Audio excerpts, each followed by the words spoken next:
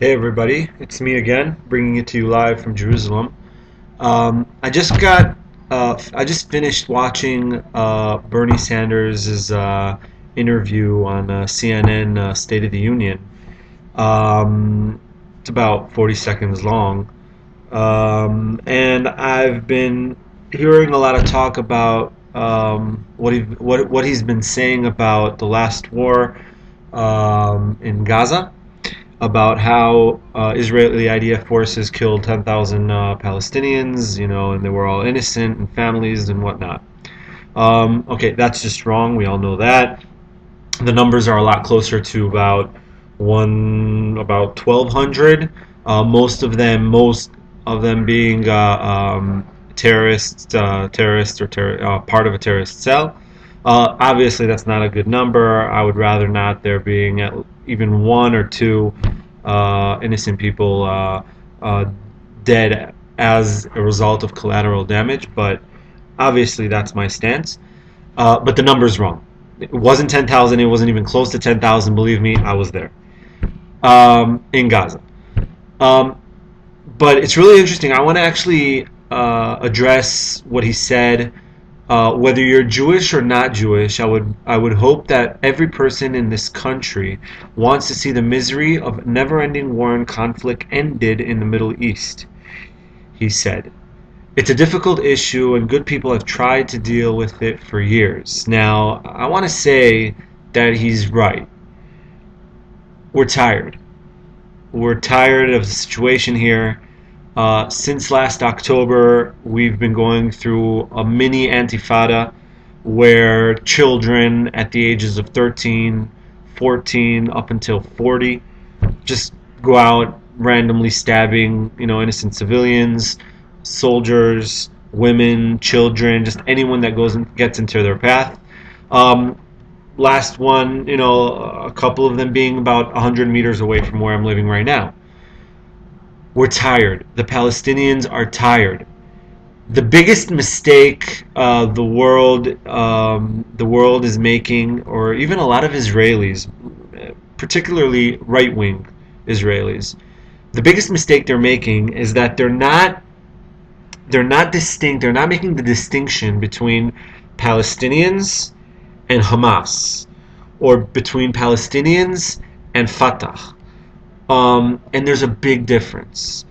A big, huge majority of Palestinians just want to get up in the morning, go to their job, bring enough money to feed their family, send their kids off to school, and that's it. But just like ISIS, the the most radical are the ones that get the most coverage. And that's what's happening here in Israel, and that's what's happening all over the world. Obviously, Prime Minister Netanyahu takes it to his advantage to scare all of Israel and all of the world from Hamas and from ISIS. And, I mean, the vast majority of Palestinians, even in Gaza, even in the West Bank, doesn't matter, just want to live in peace. They're tired. I'm tired. I'm tired of going to war every 2 years. I'm tired of waking up in the morning, going to college or going to work, looking over my shoulder. I'm tired of blaming kids for murder.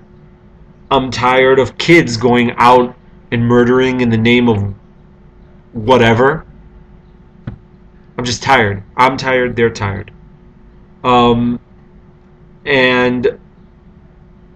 I saw a documentary a couple of days ago, and what it said, what I found out, what I heard was really interesting. And they said, "You guys may win the battle, but you're losing the war." And what they meant there was, the only thing the Palestinians want right now, aside from having a state and living in peace and dignity and yada yada yada, but the reason they go out and stab and run over and do all this terror is to see us suffer.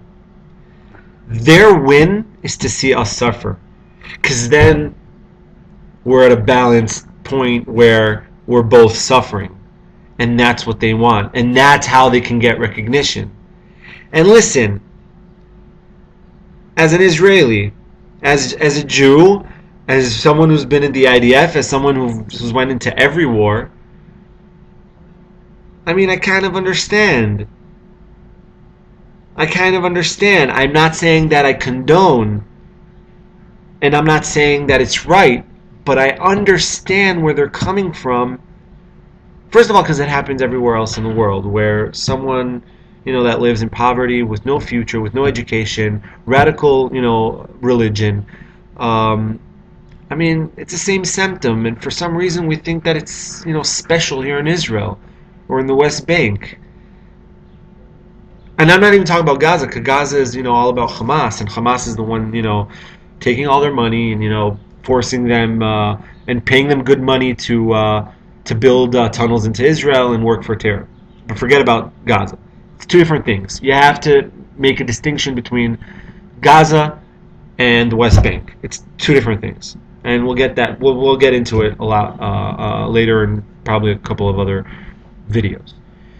Bernie goes on and says, but I think that we will not succeed to ever bring peace into that region unless we also treat the Palestinians with dignity and respect. And that is my view.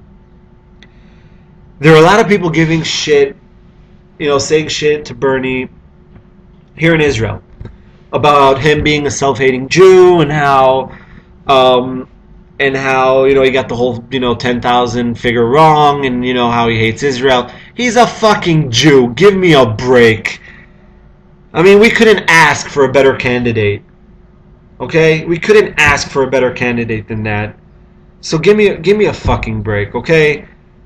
The guy is a socialist. The guy looks like my fucking grandfather.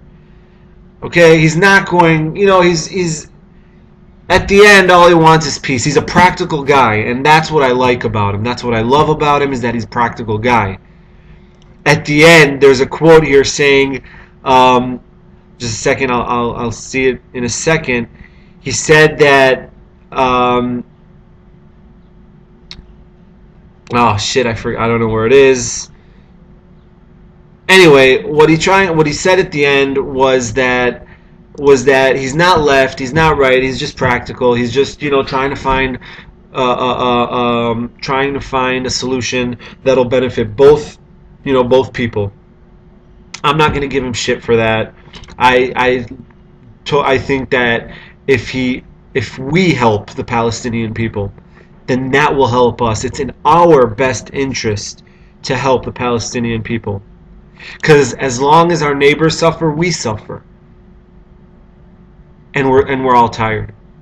So he's not a self-hating Jew. I don't think he's a self-hating Jew. I think he'll do a lot better than what Trump is planning on doing. Whereas I don't know what he's planning on doing. Nobody knows what he's planning on doing. I don't know if Clinton is ever has an intention to bring peace here into the region. I think that Bernie has. I know that his I know that his views on international issues are not that strong. I know that he gets a lot of criticism for that. But I think when it comes to Israel, I think it is important for him. And just lay off the fucking numbers and give me a fucking break. 10,000, 2,000, doesn't fucking matter. Stick to the point. You have to address the real problem. The problem is not the numbers. The problem is not the 10,000 people, all right, that he said that died. All right, people are getting murdered. All right, in war, it's not pretty. Okay, and believe me, when you compare Israel's army and military to the U.S. military and the things that they do compared to the things that we do, shit, don't even get me started. Okay, so innocent people die at war, and we're at war, and I don't want to see myself this summer going to another one. Statistically, every 2 years there's a war here in Israel. I don't want to see myself go back to Gaza this summer. I don't want to go back to Gaza ever, unless it's to help them and to eradicate Gaza from Hamas. That is just, I mean, they're just murdering their own in the name of God knows what. And that's it. So that's what here in Israel. That's what we think. That's what I think, at least. That's my take on what Bernie said. He's not a self-hating Jew. The numbers, I really could not care less about the fucking numbers. All right, educate yourself first of all. Don't listen to every, don't believe everything. Um, and that's it. So until next time, peace.